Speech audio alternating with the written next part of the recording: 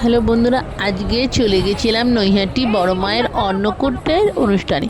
সেখানে মাকে দর্শন করে মায়ের দিকে তাকালেই চোখ ঘোরানো যায় না। মায়ের মূর্তিটা এত সুন্দর, এত সুন্দর যে মানে বলে বোঝানো যায় না।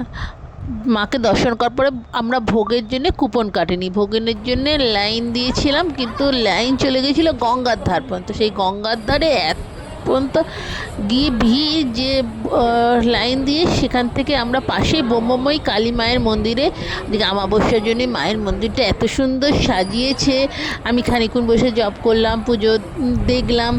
তারপরে ওই ব্রহ্মময়ী মায়ের মূর্তিটাও সুন্দর, চোখ ফেরানো যাচ্ছিল না। একটু শিব মন্দিরে গেলেও, আপনারা যদি কোনো সময় আসেন নৈহাটিতে বড় মায়ের মন্দিরে, আপনারাও খানিকটা এগিয়ে গঙ্গার ধারে গিয়ে টান নিলেই দেখতে পাবেন।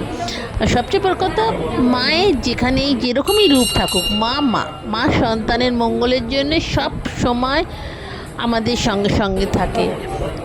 আর আমরা সন্তান মাকে যেরকমভাবেই ডাকি, যদি আমাদের কিছু নাও থাকে, খালি হাতেও যাই, মা আমাদের ফেরত দেয় না। সত্যি আজকে মানে সন্ধ্যেটা কীভাবে কেটে গেল আমি বুঝতেই পারলাম না। আমার সত্যি মানে আমরা খুবই আমরা যে নৈহাটিতেই কাছেই থাকি, আমরা সত্যি, আর গঙ্গার ধারে থাকি, আমরা মানে ভগবানের কাছে অনেক ঋণী যে আমাদের এরকম সুন্দর মায়ের যে কোনো পুজোতে বলুন, সব বিষয় মায়ের কাছে আমরা আসতে পারি। তার জন্যে অনেক অনেক ধন্যবাদ মাকে।